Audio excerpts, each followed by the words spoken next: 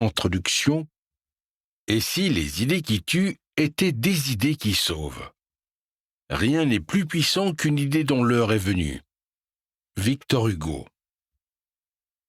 Tout a commencé par une intuition, ou plutôt une conviction. Seules les idées ont le pouvoir de changer le monde, car toutes nos actions sont le fruit de nos idées. Pas les opinions qui claquent, pas les slogans qui flattent, pas les formules toutes faites, mais les idées vraies, celles qui éclairent et qui questionnent, celles qui déplacent et qui transforment, celles qui élèvent et nous font grandir. Pendant des années, j'ai travaillé dans le monde de la communication, du marketing, de la stratégie, de l'enseignement et de la politique. J'ai vu passer des milliers d'idées, certaines creuses, d'autres brillantes, certaines nées pour plaire un instant, d'autres faites pour durer.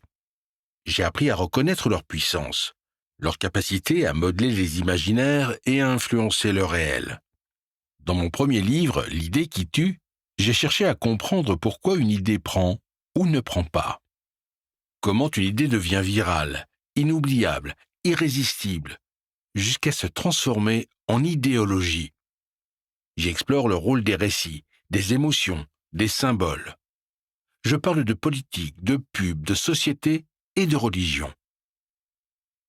Mais, au-delà d'identifier les raisons de succès ou d'échec, je reste obsédé par une seule question. Comment chacun peut-il aider les idées qui œuvrent en faveur du bien commun à aboutir, pour réussir ce que le philosophe Edgar Morin appelle la métamorphose? Car plus le monde devient incertain, fragmenté et vulnérable, plus les crises s'enchaînent, plus les repères s'effondrent, plus l'attention se disperse, plus le cynisme s'installe, et plus nous avons besoin d'idées. D'idées claires pour comprendre, d'idées neuves pour inventer, d'idées fortes pour agir. Des idées qui ne tuent pas le vivant, mais qui tuent la résignation. Des idées qui ne divisent pas, mais qui rassemblent. Des idées qui ne simplifient pas le monde, mais qui nous aident à l'habiter autrement. C'est pour cela que j'ai lancé en 2023 une newsletter hebdomadaire sur LinkedIn, baptisée « L'idée qui tue ». Chaque semaine, je pars d'un thème, souvent en lien avec un livre, et un auteur dont je reformule l'idée directrice sous forme de questions. Et si? Ce « et si » n'est pas rhétorique. C'est un outil, une faille dans le réel, un pas de côté. Il ouvre une brèche dans nos certitudes. Il propose un chemin alternatif. Il n'impose rien mais suggère le plus possible. En 2 ans, plus de 200 idées ont été mises en lumière. Certaines ont fait sourire, d'autres ont bousculé. Beaucoup ont suscité des échanges, des débats, des prolongements. Et c'est dans ce foisonnement que ce livre est né, dans la suggestion d'Isabelle Musnick, cofondatrice du média Influencia. Pourquoi un livre alors que tout est déjà en ligne? Parce qu'un livre donne de la cohérence, du temps, de la densité. Il autorise une lecture non fragmentée. Il trace un chemin. Il permet de penser en profondeur ce que la newsletter effleure parfois. Parmi toutes les newsletters déjà publiées, Isabelle Musnick m'a aidé à sélectionner les 52 idées les plus stimulantes, les plus transformatrices. Une pour chaque semaine de l'année afin de garder l'esprit du rythme hebdomadaire de ma newsletter. 5 grands thèmes se dégagent, qui correspondent à autant de nécessités, pour ne pas dire d'urgence, de notre époque. Réveiller notre conscience du monde. Élargir notre regard, penser globalement, comprendre les interdépendances et reprendre la main sur les récits dominants. Repenser nos manières de penser. Réhabiliter la nuance, l'écoute, le dialogue, et retrouver le goût du débat démocratique dans un monde saturé de simplification. Réparer le fil des générations. Recréer des passerelles entre les âges, valoriser la transmission, réenchanter le rapport à l'enfance, au temps long, à la mémoire. Réhabiliter la douceur du vivant. Redonner sa place à l'émotion, à la beauté, au silence, au geste du soin. Refonder une écologie sensible et relationnelle. Activer notre puissance d'agir. Encouragez l'engagement, cultivez l'imagination transformatrice, préférez la robustesse au culte de la performance. Chaque séance commence par une brève introduction comme une respiration, une boussole.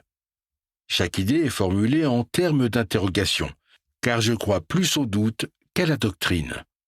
Et chacune s'appuie sur un livre, une situation ou une rencontre qui en ont été le déclencheur. J'ai retravaillé la plupart des textes initialement publiés pour les adapter au format du livre. Chaque chapitre bénéficie d'une illustration originale conçue par le directeur artistique Olivier Marty. Un livre contre le prêt-à-penser. Ce livre n'est ni un manifeste, ni un programme, ni une somme théorique. C'est un ouvrage d'idées vivantes. Il est traversé par des paradoxes, des tensions, des questions ouvertes. Il ne donne pas de leçons. Il n'a pas toutes les réponses. Il veut simplement remettre le penser par soi-même au cœur de l'expérience que chacun et chacune d'entre nous peut éprouver. Nous vivons une époque paradoxale. Jamais nous n'avons eu autant d'informations, pourtant nous avons du mal à penser. Jamais nous n'avons eu autant d'outils pour communiquer, pourtant nous nous comprenons si mal. Jamais nous n'avons été aussi connectés, et pourtant nous manquons de liens profonds. Les idées qui suivent ne visent pas à combler ce vide, mais à l'habiter autrement. Elles ne prétendent pas à sauver le monde, mais elles peuvent peut-être nous aider à retrouver un peu de clarté dans le brouillard, un peu de souffle dans la saturation, un peu de courage dans la fatigue ambiante, et contribuer à sauver notre part d'humanité. Et si l'idée devenait une forme de soin? Il y a quelque chose de thérapeutique dans l'acte de penser. Non pas penser pour fuir le monde, mais pour mieux y entrer. Penser pour se rendre disponible, pour se réorienter, pour retrouver du sens dans un monde qui en manque cruellement. Penser, c'est aussi une manière de prendre soin, de soi, des autres, de la planète. Une idée juste, une idée fertile, une idée humaine peut avoir des effets concrets, visibles ou invisibles.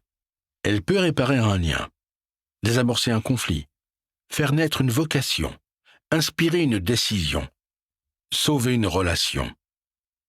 Il n'est pas question de romantiser les idées. Il s'agit plutôt de leur redonner leur juste place. Car l'histoire l'a montré.